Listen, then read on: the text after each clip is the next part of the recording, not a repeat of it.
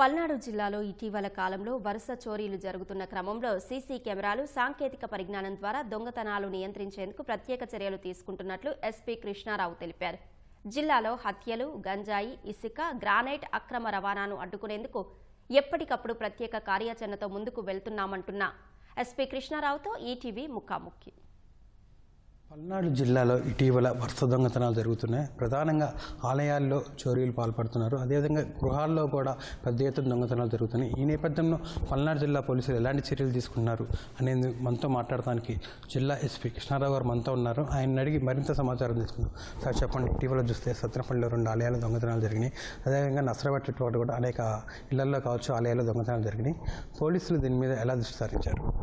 Last 1 year నుంచి కూడా senior officers instructions and district initiative కూడా తీసుకోవడం జరిగింది.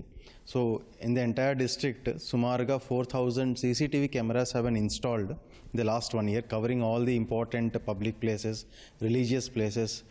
అన్ని చోట్ల కూడా విత్ పబ్లిక్ సపోర్ట్ ఈ కెమెరాస్ అనేవి ఇన్స్టాల్ చేయడం జరిగింది.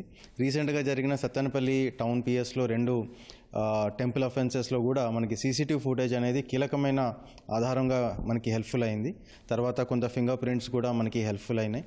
సో ఈ విధంగా like to detect and to prevent lot many offenses, CCTV cameras have been playing a very significant role. ఇది కాకుండా కూడా మనకి ఈ పాస్ట్ అఫెండర్స్ చాలామంది ఉంటారు మనకి. సో హిస్టరీ షీటర్స్ని కూడా కంటిన్యూస్గా మనం నిఘా పెట్టడం, వాళ్ళు జైలు నుంచి కూడా చాలామంది రిలీజ్ అవుతూ ఉంటారు. సో రిలీజ్ అఫెండర్స్ పైన కూడా కొంత ఫోకస్ చేయడం. సో ఈ విధంగా కొంచెం నిఘా ఈ బీట్ సిస్టమ్స్ కానీ ఇవన్నీ కూడా కొంచెం రివ్యాంప్ చేయడం. సో వీటి ద్వారాగా ఈ యొక్క అఫెన్సెస్ని కట్టడి చేసే దీనిలో ఉన్నాం.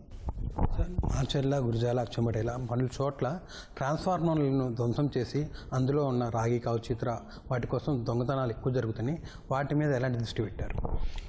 ఈ ట్రాన్స్ఫార్మర్స్ ఏదైతే కాపర్ వైర్ థెఫ్ట్ జరుగుతూ ఉన్నదో, సో దీనివల్ల చాలా నష్టం జరుగుతూ ఉన్నది యాక్చువల్లీ. సో దీన్ని కొంచెం డీటెయిల్డ్గా లోతుగా పరిశీలిస్తే ఈ ఒక కాపర్ అంతా కూడా తీసుకెళ్ళి స్క్రాప్ డీలర్స్కి అమ్మడం జరుగుతూ ఉన్నది. సో ప్రాబ్లం ఈ పర్చేస్ చేయడం దాన్ని బట్టి వస్తుంది కాబట్టి ప్రతి పిఎస్ లిమిట్స్లో కూడా ఈ స్క్రాప్ డీలర్స్ ఎవరు అనేది ఐడెంటిఫై చేయడం జరిగింది. వాళ్ళందరినీ కూడా పిలిచి కౌన్సిల్ చేసి బైండోస్ కూడా చేస్తూ ఉన్నాం. 1 or 2 కేసెస్లో మనకి క్లియర్ ఎవిడెన్స్ ఉన్న దగ్గర వాళ్ళని రిమాండ్కి కూడా పంపించడం జరిగింది. సో ఈ విధంగా ఆ కోర్ ఇష్యూని ఎప్పుడైతే మేము అడ్రస్ చేస్తూ ఉన్నామో రాబోయే కాలంలో కొంతవరకు దీనిపైన ఖచ్చితమైన ఒక పాజిటివ్ ఇంపాక్ట్ అనేది కలుగుతుంది. సార్, ఇటీవల కాలంలో గంజాయి చాక్లెట్ల రూపంలో ఇటీవల పట్టుకున్నారు, పెద్ద మొత్తంలో పట్టుకున్నారు. పల్నాడు జిల్లా వ్యాప్తంగా గంజాయి కట్టడికి ఎలాంటి చర్యలు తీసుకుంటున్నారు ఆ వివరాలు?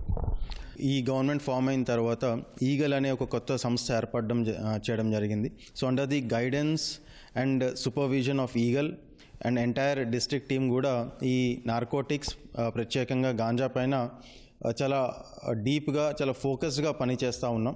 సో ఈ విధంగా లైక్ మనకి ఒడిశా నుంచి ఈ 2 different స్టేట్స్ గాంజా అనేది సరఫరా అవుతూ ఉంటుంది. So particularly one of the important roots is through trains as well. So మన రూట్లో వెళ్తున్న ట్రైన్స్ అన్నీ కూడా ఒక ప్లాన్ ప్రకారంగా మనకి రెగ్యులర్గా మనం చెకింగ్ చేస్తూ ఉంటాం.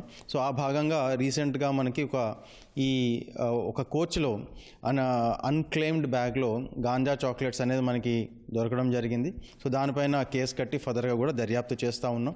అదే కాకుండా కూడా మనం ఫోకస్డ్ ఏరియాస్లో కొంత ఇన్ఫర్మేషన్ పెట్టి రీసెంట్గా మాచర్లలో కూడా ఎంటైర్ నెట్వర్క్ని మనం క్లియర్ చేయడం జరిగింది. సో అక్కడ కూడా ఈ లిక్విడ్ గాంజాను కూడా from Odisha through Hyderabad to Macherla వస్తూ ఉన్నది. సో ఎంటైర్ నెట్వర్క్ని వాళ్ళని కూడా పట్టుకొని దాన్ని కూడా న్యూట్రలైజ్ చేయడం జరిగింది. అలాగే మనకి గణపవరం దగ్గర కూడా కొంత మైగ్రెంట్ లేబర్స్ వాళ్ళు కూడా ఉంటారు. సో అక్కడ కూడా కొంత గాంజా మనకి ఇన్ఫర్మేషన్ రాగానే మొత్తం to the source it has been cleared of.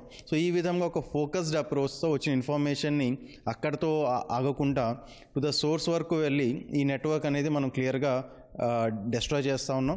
వీటితో పాటు మనం కొన్ని హాట్స్పాట్ ఏరియాస్ కింద గుర్తించడం జరుగుతూ ఉన్నది. లైక్ కొన్ని ఐసోలేటెడ్ ఏరియాస్ కావచ్చు, ఊరికి బాగా దూరంగా ఉంటాయి. సో ఎక్కడైతే కొంచెం ఈ గాంజా కన్జ్యూమ్ చేసే వాళ్ళు కొంచెం ఫ్రీక్వెంట్గా విజిట్ చేస్తూ ఉంటారో ఆ ఏరియాస్ని డ్రోన్ పోలీసింగ్తో కంటిన్యూస్గా డ్రోన్స్తో మనం వాటిపై నిఘా పెట్టి దాన్ని కూడా చాలా వరకు మనం తగ్గించడం జరుగుతుంది. ఇన్ అడిషన్ టు దాట్ ఈ అవేర్నెస్ ప్రోగ్రామ్స్ కూడా మనం ఫ్రీక్వెంట్గా కండక్ట్ చేస్తూ ఉన్నాం. ప్రతి స్కూల్లో కూడా ఈగల్ క్లబ్ అనేది ఫామ్ చేయడం జరిగింది.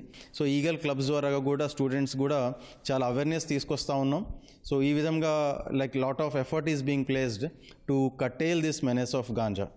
ఇది ఎస్పీ కృష్ణారావు గారు చెప్తుంది. పల్నాడు జిల్లాలో సమస్యాత్మక గ్రామాల మీద ప్రత్యేక దృష్టి పెట్టామని, అదేవిధంగా సరిహద్దు ప్రాంతాల నుంచి అక్రమ రవాణా జరగకుండా కూడా అన్ని చర్యలు తీసుకుంటున్నామని కూడా ఎస్పీ మనతో చెప్తున్నారు. కేవలం ఆలీతో వీరాంజనేయులు, ఈటీవీ న్యూస్, పల్నాడు జిల్లా.